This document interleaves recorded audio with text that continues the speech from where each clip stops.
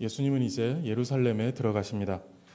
마가복음은 총 16장으로 되어 있는데 마가는 1장에서 10장까지는 예수님의 3년 동안의 공생애를 요약하였고 주로 갈릴리를 중심으로 한 사역에 대해서 기록하였습니다.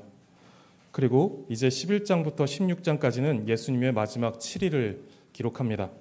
3년의 시간을 10개의 장에 기록했는데 7일의 시간을 6개의 장에 기록한 것으로 보아 마지막 이 7일을 꼼꼼하게 기록했다라는 것을 우리는 생각해 볼 수 있고, 또 마가는 이 마지막 예루살렘에서의 7일을 매우 중요하게 다루고 있다라는 것을 우리는 생각해 볼 수가 있습니다. 지도를 보시면 예수님은 이제 요단강을 건너 여리고로 들어가십니다. 그 여리고를 지나가십니다. 여기서 바디메오의 눈을 뜨게 하셨고, 마가복음에는 기록되어 있지 않지만 삭개오를 만나 그의 집에서 하룻밤을 묵으십니다. 그리고 예수님은 다시 예루살렘을 향하여 길을 떠나십니다. 1절에 보시면 예수님은 감람산에 있는 벳바게와 베단이라는 곳을 지나 예루살렘에 들어가고자 하셨습니다. 벳바게와 베다니는 예루살렘의 위성 도시와 같은 곳으로 큰 명절이 되면 사람들이 이제 예루살렘에 모이는데, 그때 모이는 인구가 대략 250만 명 되었다라고 이렇게 추정합니다. 그런데 이제 예루살렘에 상시 거주하는 인구는 6만에서 10만 정도를 보는데, 그러다 보니 이제 명절에 모여든 그 많은 사람들을 예루살렘 그 안에서 다 수용해내지 못했습니다. 그래서 사람들은 예루살렘 주변에 있는 도시들, 그 마을들, 다른 마을로 가서 숙박을 해야 했는데, 그때 이제 벳바게와 베다니는 그 사람들이 숙박하고자 찾아갔던 동네 가운데 하나였습니다. 그리고 이제 예수님도 역시 유대 지방에 가실 때는 이 베단이라는 곳을 찾아가셔서 거기에 있는 마르다와 마리아 그리고 나사로가 살고 있는 그 집에 머무셨습니다. 베다니는 예루살렘에서 3km 정도 떨어진 곳으로 걸어서 30-40분 정도 걸으면 되는 그런 거리에 있었습니다. 충분히 이제 걸어갈 만한 거리입니다. 물론 이제 평지가 아니라 약 해발 800m 정도 높이의 감람산을 넘어가야 했기 때문에 시간이 조금 더 걸릴 수도 있고 힘이 더 들었을 수도 있습니다. 이 베단이라는 곳은 해발 30m 정도라고 하고, 이 감람산 꼭대기 벳바게는 그 꼭대기에 있는데 해발 800m 정도, 그리고 기드론 골짜기 여기는 해발 600m, 그리고 예루살렘은 해발 700m 정도 된다고 합니다. 그러니까 쭉 올라갔다가 살짝 내려다 다시 올라가는 이런 길을 가게 되는 거죠. 그렇게 이제 베다니에서 예루살렘으로 약 1km 정도 걷다 보면 감람산 정상 부근에 있는 벳바게라는 마을에 도착합니다. 잘 안 보이시죠? 베다니에서 감람산을 쭉 올라가면 벳바게라는 곳에 이렇게 도착하게 되는데, 그리고 이제 거기서 2km를 더 가면 예루살렘에 도착하게 됩니다. 마태복음에 의하면 예수님은 이 벳바게에서 2명의 제자를 보내어 나귀 새끼를 끌고 오게 하십니다. 예수님은 갈릴리에서 사역하시면서 그리고 두로와 시돈, 그리고 빌립보 가이사랴, 그리고 데가볼리 등 이제 먼 거리를 이동하실 때도 배를 타고 갈릴리 호수를 건너는 때를 제외하고는 모두 다 이제 걸어서 이동하셨습니다.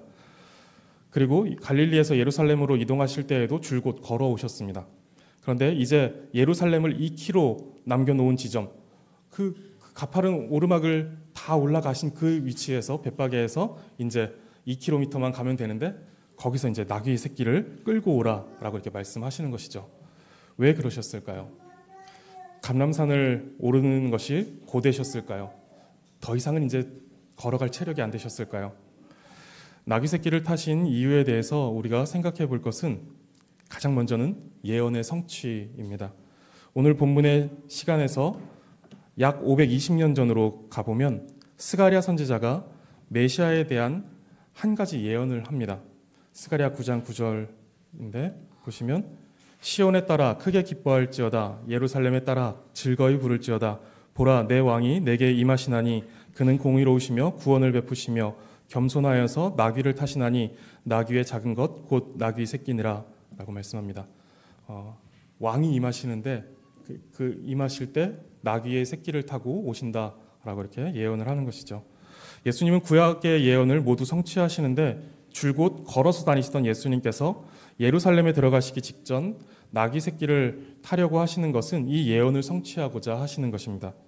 그런데 이 스가랴 말씀을 보면 왕의 도래를 묘사합니다. 왕이 임하실 것이다 라고 말합니다. 공의로우시며 구원을 베푸실 왕이 임하실 것을 이제 예언합니다.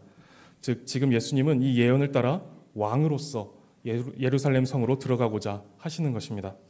그런데 예수님께서 왕으로 예루살렘에 들어가시는 것은 맞지만 사람들이 기대하는 것과 같이 군사적, 정치적 의지를 가진 왕으로 들어가시는 것은 아닙니다. 오늘 말씀은 사람들이 예수님에 대해 어떻게 오해하였고 또 그 오해로 부풀려진 기대가 어떻게 무너졌으며 또 그 무너진 기대가 어떻게 돌변하는지를 보여줍니다. 스가랴는 왕으로 오시는 메시아가 겸손하여서 나귀를 타고 오시는데 그 나귀 가운데서도 작은 것, 나귀 새끼를 타고 오신다라고 예언합니다. 그리고 예수님은 예언대로 제자들에게 나귀 새끼를 끌고 오라고 말씀하십니다.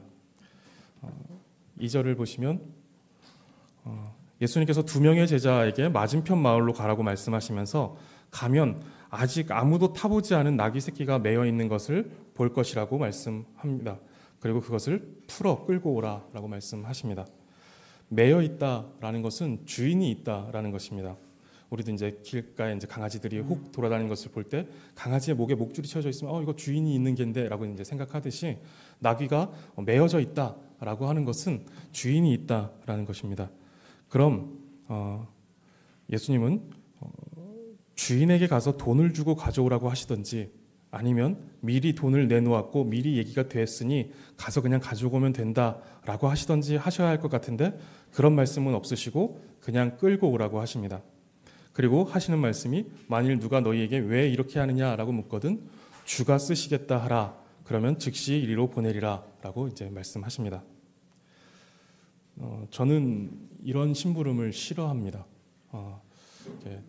이런 심부름을 간혹 해본 것 같아요. 정확히 기억은 나지 않지만 아마 이제 저뿐만 아니라 다 그러실 것 같아요. 지금 같은 심부름은 설명이 없으면 그냥 절도입니다.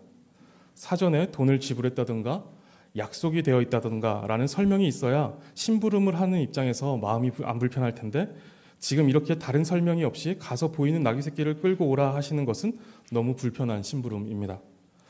제자들은 예수님의 말씀대로 마을에 들어가 보이는 나귀 새끼를 끌고 오려고 합니다. 그러자 거기 서 있던 사람이 나귀 새끼를 풀어 무엇 하려느냐라고 이렇게 묻습니다. 왜 그걸 지금 가져가려고 하느냐라고 이렇게 묻는 것이죠. 이에 제자들은 예수님께서 이르신 대로 이렇게 말하니 허락했다라고 이렇게 말하죠.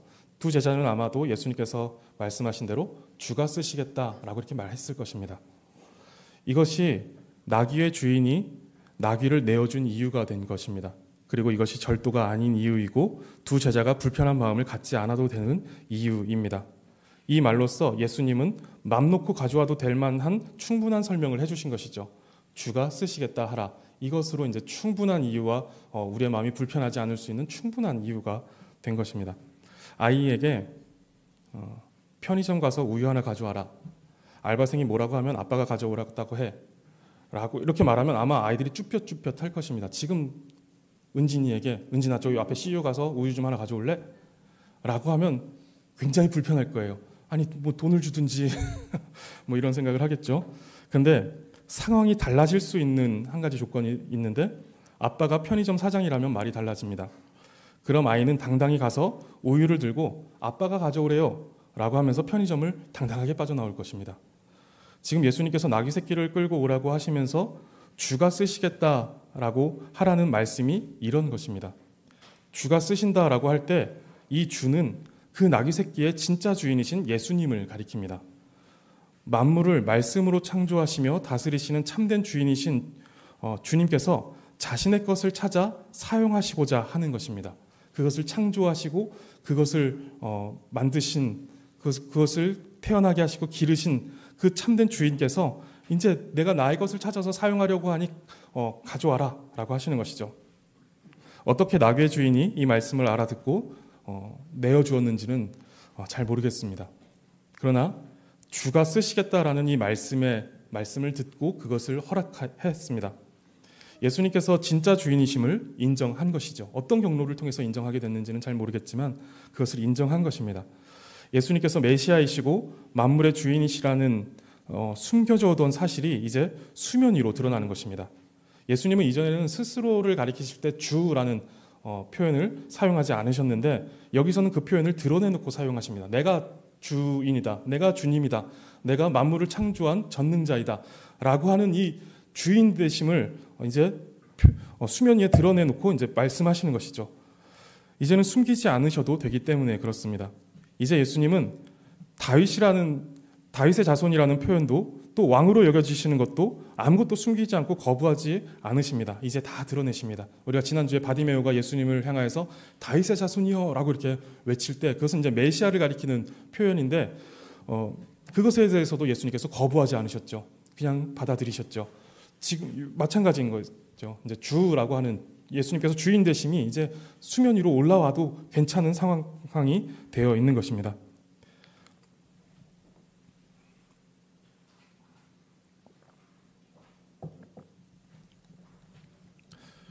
이전에는 이제 예수님께서 그렇게 주 또는 왕 뭐 이런 것들을 들으실 때 예수님께서 계획하신 그 때가 이르지 않았고 또 예수님께서 하셔야 될 사역들이 남아 있는데 그것 때문에 이제 예수님께서 그걸 숨기셨고 이제 마지막 7일을 남겨놓고 계시죠. 십자가에 달리시기까지는 5일이 남아 있습니다. 그러니 이제 더 이상 숨기실 이유가 없는 것이죠. 예수님께서 주인이시고 예수님께서 다윗의 자손이시고 또 예수님께서 왕이심을 숨길 이유가 없는 것입니다. 성도님들은 예수님께서 만물의 주인이심을 믿으십니까? 그렇다면 성도님 자신을 포함한 성도님들이 가지고 계신 모든 것의 주인이 예수님이심도 인정하십니까? 우리는 이 사실을 인정하고 믿어야 합니다. 그래서 주가 쓰시겠다라고 하시면 언제든지 내어드릴 수 있어야 합니다. 우리가 가지고 있는 약간의 한 부분의 것을 내어놓는 것이 아니라 주가 쓰시겠다라고 하면 우리의 모든 것을 하나님 앞에 내어놓을 수 있어야 한다는 것이죠. 우리가 드리는 헌금이 바로 하나님께서 우리의 주인이심을 인정하는 것이고 또한 모든 것이 하나님께로부터 왔음을 고백하는 신앙 고백입니다. 그래서 헌금이 예배 시간 가운데 들어와 있는 것도 그런 이유인 것이죠. 그것이 우리의 신앙 고백이기 때문에. 저희 헌금 봉투에 보시면 성경 구절이 하나 적혀 있습니다. 역대상 29장 14절 하반절이 적혀 있는데 14절 전체를 한번 다 보시면 나와 내 백성이 무엇이기에 이처럼 즐거운 마음으로 드릴 힘이 있었나이까 모든 것이 주께로 말미암았사오니 우리가 주의 손에서 받은 것으로 주께 드렸을 뿐이니이다 라고 말씀합니다. 다윗과 이스라엘 백성이 성전 건축을 위해 많은 재물을 바친 것에 대해서 다윗이 이렇게 고백하는 말인 것이죠. 나와 내 백성이 무엇이기에 이처럼 즐거운 마음으로 드릴 힘이 있었나이까 많은 것들을 하나님 앞에 내어놓았는데 이게 내 힘 같지 않고 이것이 내 것 같지 않게 생각되는 것이죠. 다윗의 고백에 그것이 있는 것, 그러한 마음이 있는 것이죠. 이 말은 이렇게 드릴 수 있는 마음과 믿음과 재물을 유지할 능력이 나에게 있지 않고 이것은 하나님께서 하신 것이다 라는 것을 이렇게 고백하는 것입니다. 그러면서 모든 것이 주께로 말미암았사오니 우리가 주의 손에서 받은 것으로 주께 드렸을 뿐이니이다 라고 고백합니다. 다윗의 고백은 우리에게 있는 것의 출처도 주님이시고 그것을 유지할 능력도 주님께 있다라는 것입니다.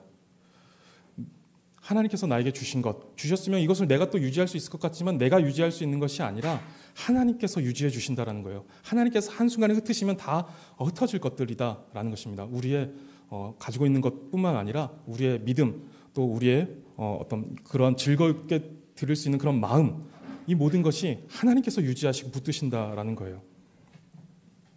성도님들께도 다윗의 이러한 고백이 있기를 바랍니다. 우리가 가진 모든 것은 다 하나님의 것입니다. 하나님께로 말미암았고 하나님이 지키시고 유지하시는 것입니다. 재물도 건강도 재능도 우리의 생명도 다 주님의 것입니다. 하나도 내 것이라고 주장할 수 있는 것이 우리에게는 없습니다. 주가 쓰시겠다라고 말씀하시면 즉시 참된 주인 되시는 하나님께 내어드릴 수 있어야 합니다. 내 것도 아닌 것을 주인께 돌려드리며 인색하거나 아까워해서는 안 됩니다. 돈을 빌려서 쓰고는 갚을 때 이제 아까운 마음이 생기는데 그것이 사실은 굉장히 이상한 것이죠. 마땅히 돌려줘야 하는 것입니다. 우리가 하나님께 돌려드리는 것도 마찬가지입니다. 11조를 드리는 것이 쉽지 않습니다. 정확하게는 10분의 1만 아니라 모든 것이 하나님의 것입니다 라고 하는 신앙 고백의 표현과 상징으로서 10분의 1만 드리는 것이고, 실제로는 나머지 10분의 9 모두 하나님의 것인 줄 알고 모든 삶을 하나님께 드리겠습니다 라고 하는 신앙 고백이 그 11조에 포함되는 것이죠. 그런 의미에서 11조가 성경적이니 아니니 하는 것은 사실상 의미가 없습니다. 그런 논란이 있죠. 그런 이제 성경적이냐 아니냐라는 것을 가지고 이제 이야기하는데, 모든 것이 하나님의 것이다라는, 그리고 모든 것을 우리가 하나님 앞에 기꺼이 내어놓아야 한다라고 할 때 사실상 11조가 성경적이니 아니니라는 것은 우리에게 크게 의미가 없습니다. 개념을 정리할 필요는 있겠지만 그 개념을 정리하면서 11조 내기 아까웠는데 잘 됐다, 성경적이지 않다고 하니 내지 말자라고 이렇게 악용되어서는 안 되는 것입니다. 11조를 내는 것이 성경적이고 아니고를 떠나서 모든 것이 하나님의 것이다 라는 것이 성경의 가르침이라는 것을 우리는 생각해야 합니다. 이 헌금에 대해서는 우리가 지난번에 이제 예배 모범을 하면서 잠시 다뤘었는데, 다음에 다시 또 이제 예배 모범을 하게 되면 이 헌금에 대해서 우리가 조금 더 자세히 나눌 기회가 있으면 좋겠습니다. 근데 이제 우리가 분명히 해야 할 것은, 우리가 가진 모든 것은 하나님의 것이고 하나님께서 우리에게 맡기신 것이다라는 것입니다. 그렇기 때문에 주가 쓰시겠다라고 하시면 기꺼이 내어놓아야 한다라는 것입니다. 그렇게 하겠다라는 신앙 고백이 예배 중 헌금을 통해 고백되는 것입니다. 그리고 우리는 늘 하나님 앞에 우리의 시선과 우리의 마음을 가지고 있어야죠. 그래서 주가 쓰시겠다고 말씀하시는 그것을 들을 줄 알아야 하는 것이죠. 그래서 주가 쓰시겠다라고 하는 그것을 우리가 깨닫게 됐을 때, 말씀을 통해서 하나님께서 감동을 통해서 우리에게 그것을 주셨을 때 우리가 가진 것들을 내어놓을 수 있어야 한다는 것입니다. 하나님의 것을 하나님의 것이라 인정하고 하나님의 것을 내 것이라고 주장하는 불신앙적인 요소가 우리 마음과 생각 속에서 제거되어야만 합니다. 우리의 모든 것이 하나님의 것임을 인정하고 모두 다 즐거운 마음으로 드릴 힘이 우리의 믿음 가운데 있기를 바랍니다. 예수님은 제자들이 끌고 온 나귀 새끼를 타고 이제 예루살렘으로 향하십니다. 8절부터 10절까지 보시면 많은 사람들이 자기들의 겉옷을 길에 펴고, 어떤 사람들은 연한 나뭇가지를 주워다가 그것을 이제 길에다 펴면서 예수님의 앞뒤에 서서 따르며 소리를 지릅니다. 뭐라고 하냐 하면, 호산나 찬송하리로다 주의 이름으로 오시는 이여, 찬송하리로다 오는 우리 조상 다윗의 나라여, 가장 높은 곳에서 호산나 하더라. 이 외침은 시편 118편의 한 부분을 인용한 것입니다. 주의 이름으로 오시는 이여라고 하는 이 부분인데, 이 부분은 이제 이 외침은 유월절 기간 동안 이것을 노래하며 메시아를 고대했던 것입니다. 유월절은 애굽의 종되었던 이스라엘 민족을 하나님께서 그들을 찾아오사 구원하신 것에 대한 감사로 지켜온 절기였습니다. 지금 예수님의 앞뒤에서 따르고 있는 이들은 이 유월절을 맞아 예루살렘으로 향하고 있었고, 그 길 가운데 예수님께서 함께하고 계신 것입니다. 이것이 이스라엘 사람들에게는 큰 의미로 받아들여졌습니다. 유월절의 의미와 하나님께서 찾아오셔서 자신들을 구원하셨다라는 것, 그 의미와 사람들이 예수님께 가지고 있었던 그 기대가 마치 퍼즐의 조각이 맞아 떨어지는 듯한 느낌을 받았을 것입니다. 구약에 예언된 메시아가 드디어 오셨구나. 메시아가 우리를 구원하러 오셨구나. 유월절에 오셨구나. 유월절마다 이제 그것을 고대하며 노래를 했는데 드디어 이제 그때가 됐구나라고 이제 생각했을 것입니다. 그래서 마치 예수님께서 예루살렘에 들어가실 때 왕의 입성을 환호하듯이 겉옷을 벗어 길에 펴고 나뭇가지를 꺾어다가 길에 폈습니다. 그리고 호산나 호산나 지금 우리를 구원하소서라고 열광했습니다. 이때에도 예수님은 자신을 메시아로 그리고 왕으로 환호하는 무리들의 행동을 말리지 않으십니다. 이전에 이제 오병이어 기적이 있은 후에 사람들이 예수님을 억지로 잡아서 이제 왕으로 삼으려고 하자 예수님은 급히 그 자리를 떠나 산으로 가신 일이 있습니다. 피하신 것이죠. 그런데 이제 피하지 않으십니다.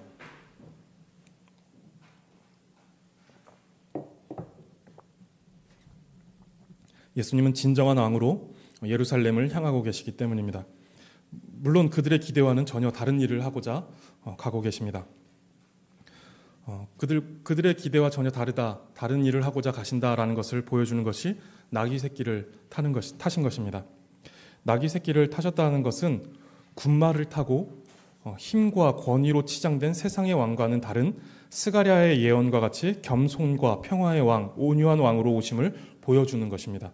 다시 말해서 나귀 새끼를 타셨다는 것은 힘으로 그리고 무력으로 싸울 의지가 없으심을 보여주시는 것입니다. 나는 세상과 다른 방법으로 할 것이다. 세상과 같은 방법으로 힘과 무력을 가지고 싸우지 않겠다라고 하는 것을 보여주시는 것이죠. 사람들의 기대와 같이 정치적, 군사적 메시아로 로마의 압제에서 해방시킬 왕으로 오셨다면 예수님은 나귀를 타지 않으셨을 것입니다. 멋있는 군마를 타셨겠죠. 그리고 예수님께서 그렇게 평화의 왕으로 오셨다라는 것을 볼 수 있는 것은 이렇게 예수님께서 베다니에서 벳바게를 지나 나귀를 타고 성전으로 들어가시는데 예수님께서 군사적, 정치적 메시아로 오셨다면 예루살렘에 들어가 지금 제가 화살표로 했는데 곧장 오른쪽에 위치한 안토니아 요새로 향하셨을 것입니다. 거기에는 여기인데 거기에는 로마 수비대가 무장한 채 주둔하고 있었는데 명절에 백성들을 감시하며 봉기가 일어나지 않도록 경계하는 임무를 이곳에서 했습니다. 그러니 로마에 대한 공격이 목적이었다라면 가장 먼저 그 요새를 무너뜨리고 그 군사들을 제압했을 것입니다. 어쩌면 무리들은 그것을 기대하고 있었을지도 모르겠습니다. 그래서 예수님께서 정말 멋있게 군사들을 제압하며 본디오 빌라도까지도 사로잡고 이렇게 예루살렘에 입성하실 것을 기대했을지도 모릅니다. 그런데 11절을 보시면 예수님은 그렇게 하지 않으시고 예루살렘에 이르러 성전에 들어가십니다. 나귀 새끼를 타고 겸손과 평화의 왕으로 오신 예수님은 로마 군사들을 힘으로 제압하는 일을 하지 않으셨고 거기에 관심이 없으셨습니다. 예루살렘에 들어가신 예수님의 관심은 성전에 있었습니다. 이것은 이제 다음 주에 보게 될 텐데 예수님은 성전에 가셔서 더럽고 부패한 성전의 모습을 보십니다. 그리고 예수님은 아무것도 하지 않으시고 다시 돌아 나와 12제자를 데리시고 베다니로 돌아가십니다. 메시아의 행진에 사람들은 기대했고 열광했습니다. 이제 새로운 세상이 찾아올 것이고 이 민족은 회복되어 이전의 영광을 되찾을 것이다 라는 것을 기대했을 것입니다. 그런데 예수님은 성전을 둘러보시더니 그냥 돌아서 가십니다. 예수님의 이러한 모습에 실망한 것인지 무리가 예수님을 환호하고 따르는 것은 이것으로 끝이 납니다. 더 이상 무리들은 예수님을 따르지 않습니다. 그리고 다시 무리가 예수님 앞에 모여들었을 때 무리들은 십자가에 못 박으소서라고 외치고 있었습니다. 예루살렘으로 들어가실 때 예수님을 환호하고 열광하던 무리는 다 똑같아 보였습니다. 모두 왕이신 예수님을 기뻐하고 메시아로 오신 예수님을 환호했으며 주님을 찬양하는 것처럼 보였습니다. 그런데 자신들의 가난과 자신들의 압제와 무시와 서글픔, 인생의 여러 문제들을 해결해 주지 않고 그저 성전을 휙 둘러보더니 그냥 아무 일도 하지 않고 돌아 나가셨습니다. 그러자 그들의 환호와 열광은 미움과 배신으로 돌변하며 예수님을 십자가와 죽음으로 밀어버립니다. 예수님을 향한 우리의 마음은 어떻습니까? 하나님을 향하여 가지고 계신 기대가 있으십니까? 그것이 무엇입니까? 무엇을 기대하고 계십니까?